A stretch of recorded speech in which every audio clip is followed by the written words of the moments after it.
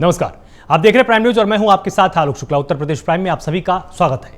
गोरखपुर के गोरखनाथ मंदिर के बाहर पुलिस पर हमला करने वाले अहमद मुर्तजा अब्बासी के तार आतंकवाद से जुड़ते हुए दिख रहे हैं, जिसके बाद मामले की गहन जांच शुरू हो चुकी है। पुलिस उसकी मदद करने वाले लोगों की धरपकड़ के लिए छापेमारी कर रही है। पुलिस के हाथ मुर्तजा के 2 साथी लगे हैं, जिन्होंने उसको मंदिर के पास तक छोड़ा था। मुर्तजा क्या आतंकी संगठन अंसार गजवातुल हिंद से जुड़ा था, इसकी भी जांच हो रही है। पुलिस ने हमले के आरोपी अहमद मुर्तजा अब्बासी से पूछताछ के दौरान उसका नाम, मंदिर में क्यों गया, पुलिसकर्मी पर हमला क्यों किया, जैसे तमाम सवाल पूछे।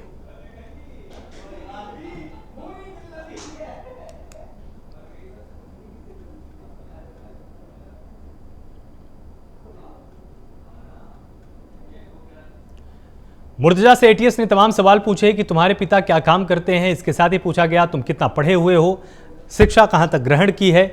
इसके साथ ही पूछा गया अरबी कहां से सीखी, दिल्ली क्यों जाना था 28 मार्च को, यह भी सवाल पूछा गया। नेपाल क्यों गया था और वहां किससे मिले थे, यह भी जानकारी मांगी गई। गुजरात के जामनगर जाने की कहानी क्या है और गुजरात में कौन कौन लोगों के संपर्क में रहा, यह भी बात पूछी गई। भड़काऊ और माइंड वॉश करने वाले वीडियो देखना क्यों और कब से शुरू किए, क्या किसी आतंकी संगठन या अलगाववादी संगठन से कोई जुड़ाव है, अलगाववादी गतिविधियां चलाने वाले लोगों से कोई संपर्क है, यह भी सवाल यहां पर पूछा गया। कोयम्बटूर में कब गया और वहां रिश्तेदार के अलावा किन किन लोगों से मिला, धारदार हथियार कब और कहां से खरीदे, यह सवाल भी उससे पूछा गया। मंदिर के सुरक्षा कर्मियों पर हमला क्यों किया, सिपाहियों से असलहे छीनकर कौन सी तबाही मचाने की तैयारी थी। गोरखपुर कांड में अब तक क्या हुआ। 3 अप्रैल को अहमद मुर्तजा ने 2 जवानों पर हमला किया। हमलावर अहमद मुर्तजा को पुलिस ने गिरफ्तार किया और इसके बाद ADG law and order Prashant Kumar का भी बड़ा बयान सामने आया। हमलावर हमले के वक्त धार्मिक नारा लगा रहा था, यह भी जानकारी यहां पर दी गई। इसके साथ ही मुर्तजा अब्बासी के संबंधों की जांच तेज की गई। हमले की जांच मुंबई, जामनगर, कोयम्बटूर तक पहुंची। कुशीनगर, महाराजगंज और सिद्धार्थनगर में भी छापेमारी।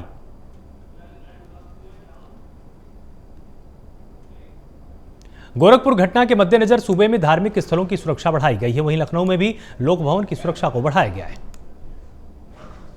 गोरखपुर के मंदिर में आतंकी हमला होता है। हालांकि जो आतंकी साजिश थी, बड़ा हमला करने की साजिश थी, वो नाकाम कर दी जाती, लेकिन उसको देखते हुए यूपी में अलर्ट कर दिया जाता। आप देख सकते हैं कि सीएम आवास है और यहाँ पे पूरी तरीके से सुरक्षा व्यवस्था पुख्ता है। अगर कोई भी आ रहा है तो उससे पूछताछ की जा रही है और कहीं न कहीं जानकारी ली जा रही है कि आप कहाँ से आ रहे हो, क्या कर रहे हो। हम इस बात कर लेते हैं, क्या नाम आपका?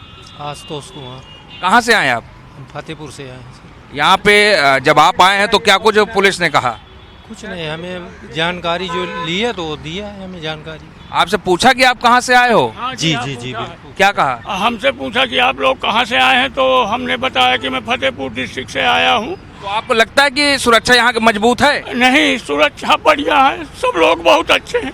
बिल्कुल देख सकते हैं कि एक आम जनता है जो वो कह रही है कि सुरक्षा व्यवस्था मजबूत। हम दिखाएंगे, देखिए ये मुख्यमंत्री का आवास है और यहाँ पे मुख्यमंत्री का आवास, क्योंकि सीएम यहाँ पे रहते हैं, इसके आगे ही जो डिप्टी सीएम है वो भी यहाँ रहते हैं। तो यहाँ पे पूरी तरीके से सीएम यहाँ से तकरीबन 200 मीटर दूर रहते हैं, लेकिन गेट पे सुरक्षा व्यवस्था पूरी तरीके से मुस्तैद है।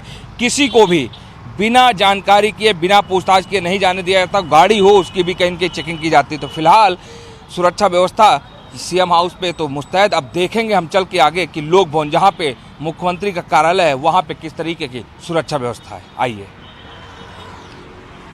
मुख्यमंत्री आवास की सुरक्षा व्यवस्था परखने के बाद अब हम आए लोक भवन। ये लोक भवन है और यहाँ पे मुख्यमंत्री का कार्यालय है। ये 5म तल पे मुख्यमंत्री का कार्यालय है और जो बड़े बड़े अफसरान हैं वो इस कार्यालय पे बैठते हैं। और ये है सुरक्षा व्यवस्था गेट की, यानी कि ये एंट्री पॉइंट है और इसमें कुल मिला के 8 गेट है। लेकिन 8 गेट में अगर मुख्य एंट्री पॉइंट जो है वो यहाँ पे है और पुलिस जो है चारों तरफ लगी गई है। यहाँ पे भी पुलिस लगाई गई है, इधर भी आप देख सकते हैं कि पुलिस की व्यवस्था है। वो चौकी जो सामने है वो चौकी भी बनाई गई है, क्योंकि उधर भी एक एग्जिट गेट जो है वो उधर बनाया गया है। बीच में एक गेट ये हमेशा बंद रहता है, लेकिन पुलिस जो है वो तैनात रहती है। इतने में आगे रस्सा लगा दिया गया है कि कोई भी यहाँ पे ना जा सके और कोई अपना वाहन ना खड़ा कर सके, जिससे कि कोई घटना हो। तो आप देख सकते हैं कि ये लोक भवन का एंट्री गेट, हम इसमें एंट्री करते हैं और अंदर से आपको दिखाते हैं क्या कुछ व्यवस्था है। अब देखिए कि जानते हैं कि हम मीडिया के लोग, लेकिन फिर भी पास मांग रहे हैं। क्यों? क्योंकि मामला सुरक्षा का है और सुरक्षा जो होती है वो किसी से समझौता नहीं किया जाता। ये मेरा पास है मान्यता प्राप्त वाला, ठीक है। अब मैं जा सकता हूं अंदर, तो देख सकते हैं कि सुरक्षा व्यवस्था जो पूरी तरीके से मुस्तैद है और मुस्तैदी में कहीं न कहीं कमी नहीं, क्योंकि घटना जो गोरखपुर में हुई है तो जाहिर बात है गंभीर घटना है, आतंकी घटना है। और यही लोक भवन है, इधर से ही सीएम साहब की गाड़ी जो है वो जाती है और वापस लौट के एक साइड खड़ी हो जाती है। तो ये सुरक्षा व्यवस्था जो है वो पूरी तरीके से पुख्ता कर दी गई है लोक भवन की, किसी को भी बिना पास के अंदर नहीं जाने दिया जाएगा। और जाहिर सी बात है कि घटना बड़ी है, आतंकी साजिश और इनपुट है कि सीएम योगी आदित्यनाथ के ऊपर हमला हो सकता है, आतंकी हमला कर सकते हैं। जाहिर सी बात है उसको लेकर सुरक्षा व्यवस्था पुख्ता कर दी गई है। पर्सन आशुतोष साथ Diwakar party, prime news, Lucknow. Gorakhpur हमले का जौनपुर कनेक्शन सामने आया है।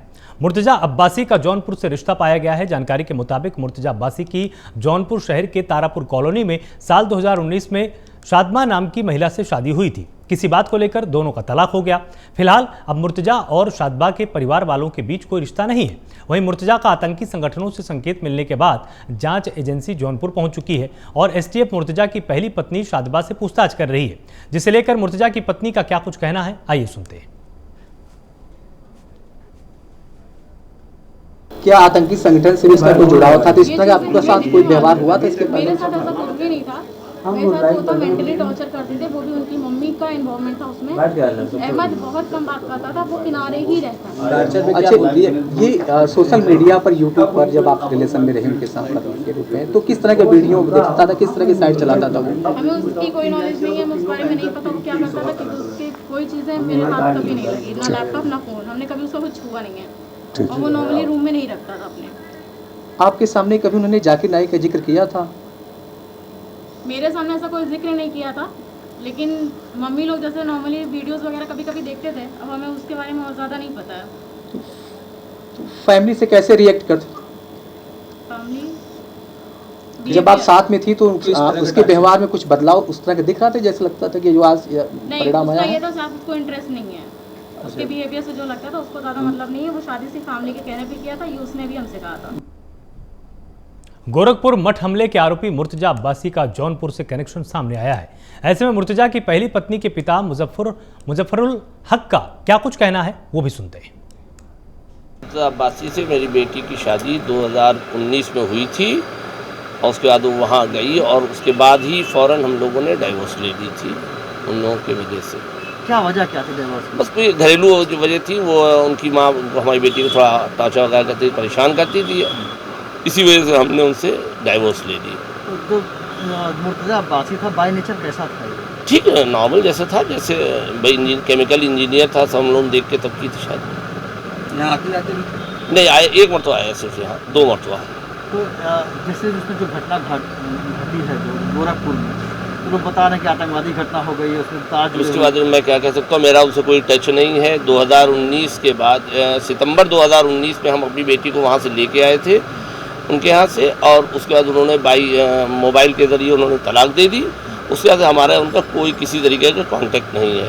आपकी बेटी का क्या नाम है? बेटी का मेरा नाम शादमा है। न्यूक्लियस आई थी, क्या पूछताछ की? उनको यही सब जो बातें आपको बता रहे हैं वही उनको बताई हमने। कोई हम उसके बारे में कोई ज़्यादा जानते नहीं, चूँकि हमारा उनसे कोई टच ही नहीं है। गोरखनाथ मंदिर पर हमले के बाद गोरखपुर पहुंचे मुख्यमंत्री योगी आदित्यनाथ ने यहां मंदिर के हिंदू सेवा आश्रम में जनता दरबार लगाया। विधानसभा चुनाव जीतकर दोबारा मुख्यमंत्री बने योगी का बीते 3 महीनों में यह पहला जनता दरबार रहा, जिसमें उन्होंने तकरीबन 95 फरियादियों की समस्याओं को सुना है और संबंधित अधिकारियों को कार्रवाई के निर्देश दिए। इसके पहले आखिरी बार दिसंबर 2021 में उन्होंने जनता दरबार लगाया था। योगी ने अधिकारियों को निर्देशित किया कि जनता की समस्याओं को गंभीरतापूर्वक अपने कार्यालयों में सुने, उनका निस्तारण गुणवत्तापूर्ण और निर्धारित अवधि में कराएं। किसी भी स्तर पर लापरवाही क्षम्य नहीं होगी। जमीन संबंधी मामलों में निस्तारण में पुलिस का भी सहयोग लिया जाए। टाल मटोल का रवैया बर्दाश्त नहीं होगा। ऐसे मामले जिनका निस्तारण शासन स्तर पर ही किया जा सकता है, उन्हें निस्तारण के लिए लखनऊ भेजें। इसके साथ ही हर शिकायत को पोर्टल पर दर्ज कर अधिकतम 1 माह में निस्तारण की व्यवस्था तय कर दी गई है। आपको बताएं कि एक खास मामला कबूतरबाजी का भी उनके सामने पहुंचा। कैंट इलाके में सिंघड़िया से पहुंचे एक शख्स और महिला ने बताया कि दलाल विदेश भेजने के नाम पर उनसे मोटी रकम वसूल रहे हैं और टूरिस्ट वीजा पर विदेश भेज रहे हैं, जहां जाने के बाद ना नौकरी मिलती है ना ही पैसा। इस पर मुख्यमंत्री ने वहां मौजूद पुलिस अधिकारियों को निर्देशित किया कि लगातार ऐसी शिकायतें आ रही हैं, इसे गंभीरता से लेते हुए इस पर अभियान चलाकर ऐसे दलालों पर सख्त एक्शन लें।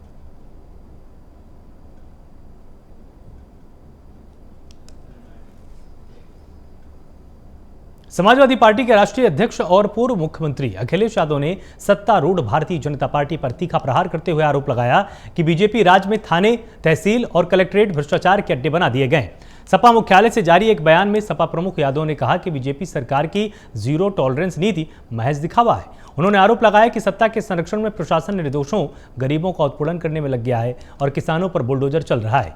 अखिलेश यादव ने आरोप लगाया कि झूठ के सहारे अभी से उपलब्धियां गिनाई जा रही हैं। उन्होंने कहा कि बीजेपी राज्य में दावों का फरेबी ताजमहल गढ़ने का कोई हिसाब नहीं है। सपा नेता ने कहा कि उत्तर प्रदेश में बीजेपी की पिछली सरकार में 5 लाख नौकरियां दिए जाने का दावा किया गया था, जिससे आंकड़े आज तक सार्वजनिक नहीं किए गए कि किसको कहां नौकरी मिली। उन्होंने ये भी कहा कि अब बीजेपी सरकार 100 दिन में 10,000 नौकरियां देने का वादा कर रही है, जबकि इनकी करनी और कथनी सभी ने देखी है।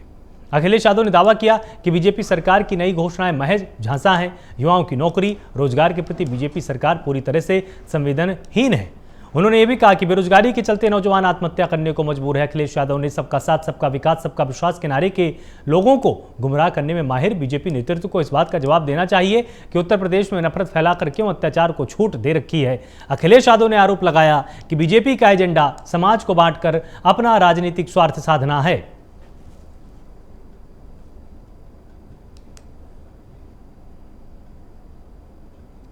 शामली में सपा विधायक नाहिद हसन के परिवारीजनों के अवैध कब्जे वाली जमीन बाबा का बुलडोजर कहर बरपाता हुआ नजर आया।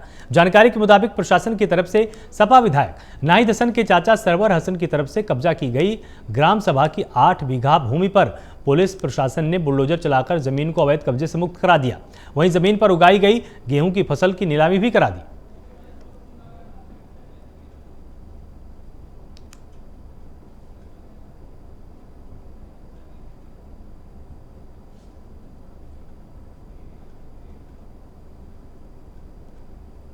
सीएम योगी के दोबारा शपथ लेते ही बाबा का बुलडोजर पूरे प्रदेश में विकराल तांडव मचा रहा है। ध्वस्तीकरण की इस कड़ी में झांसी में पुलिस प्रशासन और जेडीए ने पंचवटी कॉलोनी में 3 एकड़ में अवैध रूप से बन रही 2 अर्धनिर्मित कॉलोनियों पर बुलडोजर चलाकर खंडहर बना दिया। कॉलोनी अशोक कुशवाहा की बताई जा रही है। वहीं कार्रवाई को लेकर जेडीए उपाध्यक्ष सर्वेश कुमार का कहना है कि भू माफियाओं के अवैध निर्माण पर कार्रवाई यूं ही जारी रहेगी। आपको बता दें कि सीएम योगी ने चुनाव के दौरान जनता से वादा भी किया था कि अभी बुलडोजर रिपेयरिंग होने गया है, 10 मार्च के बाद रफ्तार में चलेगा। नगर पार्क की ज़मीन है, इसमें कॉलोनी अवैध डेवलप की गई है। एक कॉलोनी उस साइड में है, कब्रिस्तान के उस साइड में उसे गिरा दिया गया है और एक कॉलोनी अभी हम लोग ध्वस्त करा रहे हैं। ये अभियान हमारा डेली चलेगा। हमने एक प्रोग्राम बना लिया है और डेली हम ध्वस्तीकरण कार्रवाई करेंगे। तो अवैध निर्माण या अवैध कॉलोनी का डेवलपमेंट अब बिल्कुल नहीं होने दिया जाएगा। अब कार्रवाई शुरू हो गई है। राजधानी लखनऊ में भूमाफियाओं के खिलाफ बाबा का बुलडोजर कहर बरपाता हुआ नजर आ रहा है। इस कड़ी में मोहनलालगंज के स्वास्तिक सिटी के पैच और सिद्धपुरा ग्राम सभा में बाबा के बुलडोजर ने जमकर तांडव मचाया। एसडीएम के निर्देश पर राजस्व निरीक्षक और लेखपाल की तरफ से ध्वस्तीकरण की कार्रवाई की गई। वहीं भूमाफियाओं के चंगुल से सरकारी जमीन को अवैध कब्जे से मुक्त कराया गया। प्लॉटिंग के उद्देश्य से भूमाफियाओं ने सरकारी जमीन पर कब्जा कर रखा था।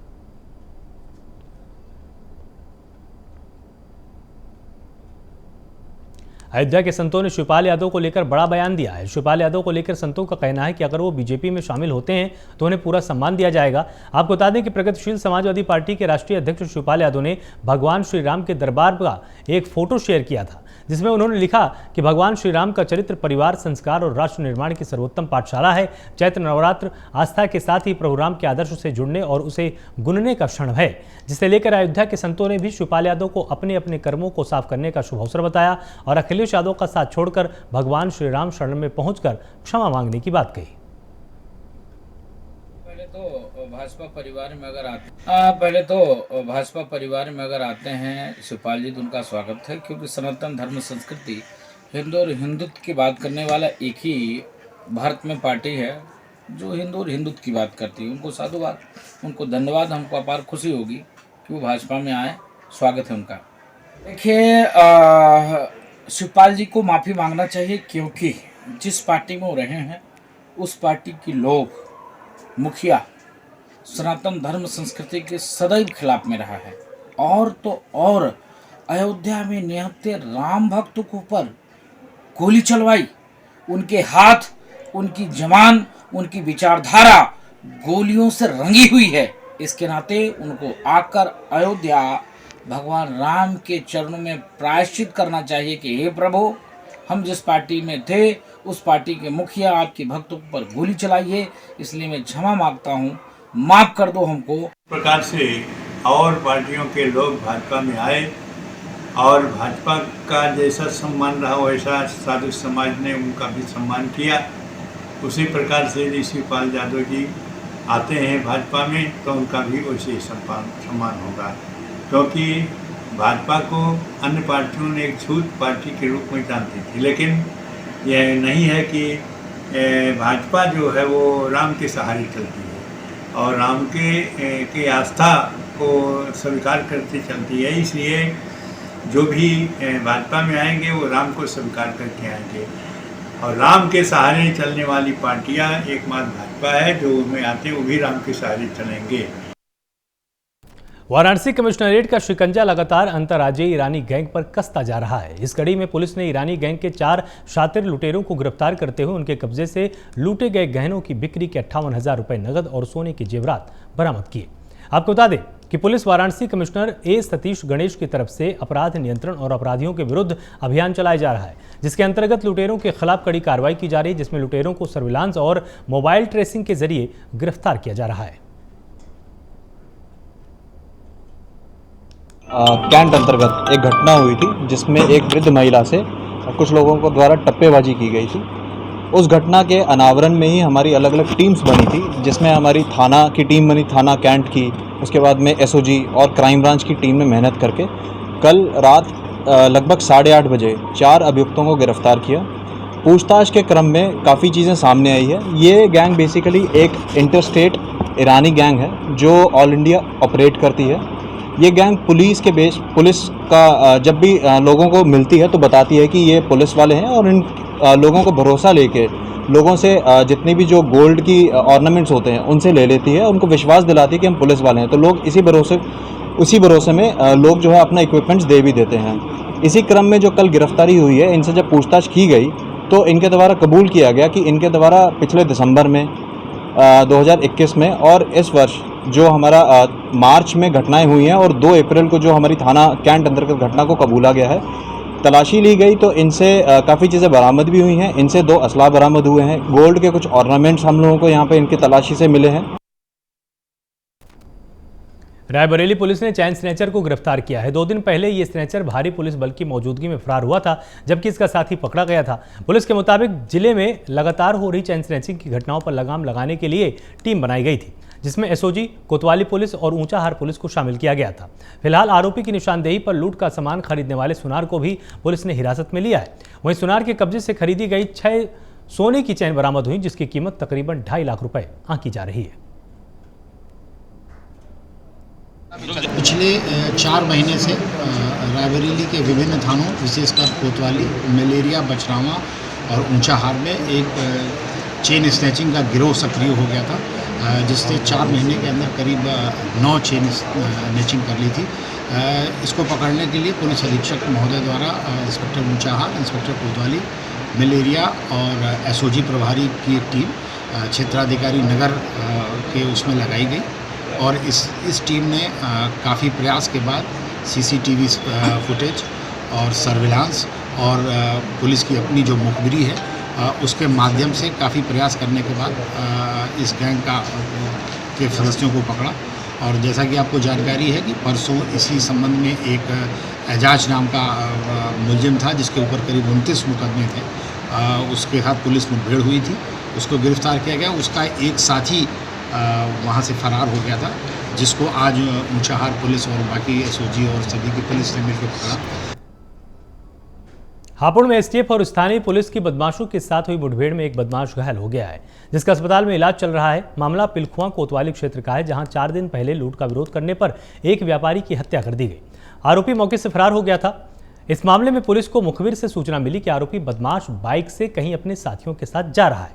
इसी दौरान पुलिस की तरफ से बदमाशों को रुकने का इशारा किया गया, तब बदमाशों ने फायरिंग शुरू कर दी। इसके बाद पुलिस की जवाबी फायरिंग में एक बदमाश घायल हुआ। फिलहाल पुलिस आरोपी के अन्य साथियों की तलाश लगातार कर रही। वहीं घायल बदमाश के कब्जे से पिस्टल, कारतूस और एक मोटरसाइकिल बरामद हुई।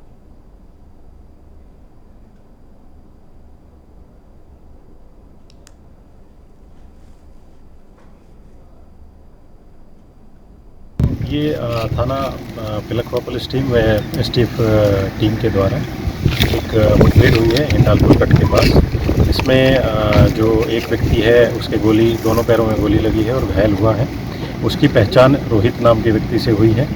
उससे प्रिलिमिनरी जो पूछताछ की गई है उससे ये पता लगा है कि जो 1 तारीख को एक व्यापारी की हत्या हुई थी लूट के प्रयास में, उसमें ये अभियुक्त शामिल था और इसके साथ इसके 2 साथी भी थे। वो मौके का फ़ायदा उठाकर भाग गए हैं। उनके लिए हम सर्च ऑपरेशन चल रहा है, कॉम्बिंग कर रहे हैं। जल्द ही उनकी गिरफ्तारी भी सुनिश्चित करेंगे। महाराजगंज में छात्र हितों की अनदेखी करना बीएसए को भारी पड़ चुका है।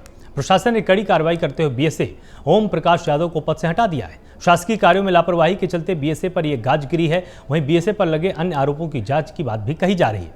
जानकारी के मुताबिक बीएसए का विवादों से गहरा नाता पहले भी रहा है।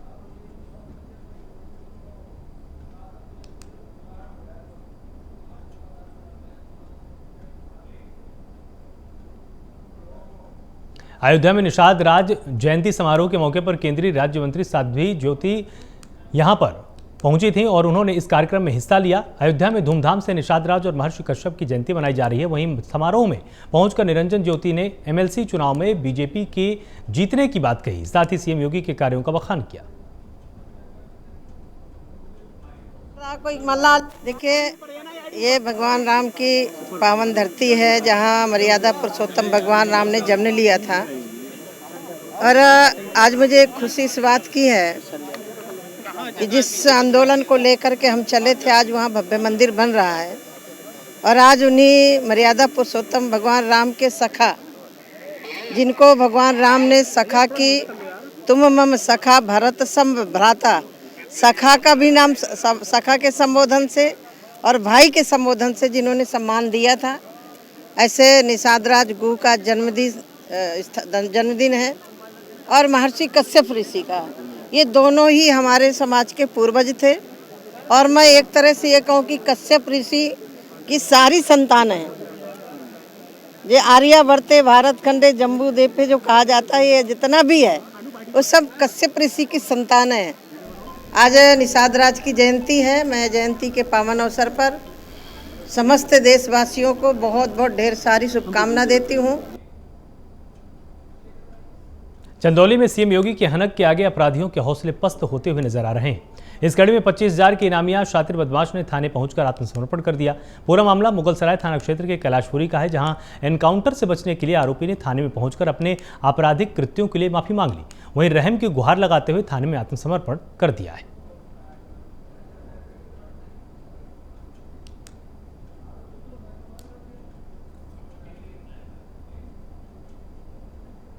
महिलाओं की सुरक्षा के लिए यूपी पुलिस सड़कों पर अलर्ट मोड में नजर आ रही है। ऐसे में पश्चिमी उत्तर प्रदेश के मुजफ्फरनगर में एसएसपी अभिषेक यादव के निर्देश पर अब जहां अधिकारी रोज सड़कों पर पुलिस फोर्स के साथ गश्त करते हुए नजर आएंगे, तो वहीं जिले में एक बार फिर से एंटी रोमियो स्क्वाड भी अपना काम शुरू करेगा।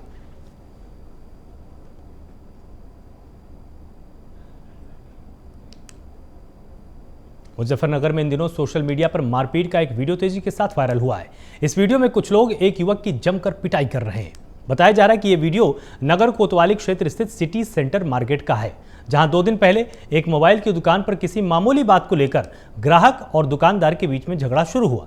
यह विवाद इतना बढ़ा कि मार्केट के लोगों के साथ मिलकर दुकानदारों ने ग्राहक की जमकर पिटाई कर दी। वहीं वीडियो वायरल होने के बाद पुलिस भी हरकत में आ गई और आनन फानन में नगर कोतवाली में मामला दर्ज कराया गया है। कार्रवाई शुरू हो चुकी है।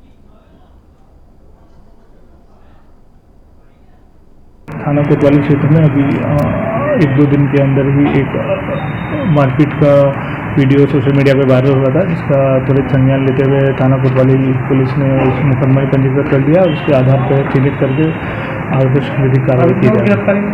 अभी इसमें हम चिन्हित करें कि कौन कौन लोग हैं, उसके आधार पर विधिक कार्रवाई करें। लखनऊ नगर निगम के बाहर कर्मचारियों ने जोरदार प्रदर्शन किया है, जहां सफाई कर्मचारियों ने नगर निगम मुख्यालय का ताला बंद करके विरोध जताया है। काम करने की टाइमिंग को लेकर कर्मचारियों ने हाथ में झाड़ू लेकर प्रदर्शन किया और नगर निगम मुख्यालय में स्थित महापौर के कार्यालय का घेराव किया। इसके बाद नगर निगम में बड़ी संख्या में पुलिसकर्मियों को तैनात किया गया।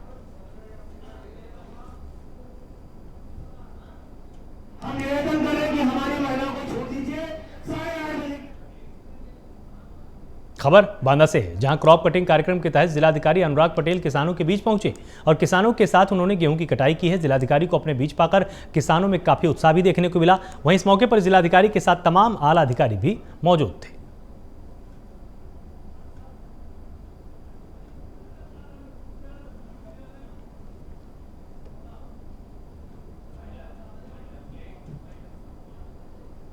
उत्तर प्रदेश प्राइम में फिलहाल इतना ही। आप लगातार जुड़े रहिए प्राइम न्यूज के साथ।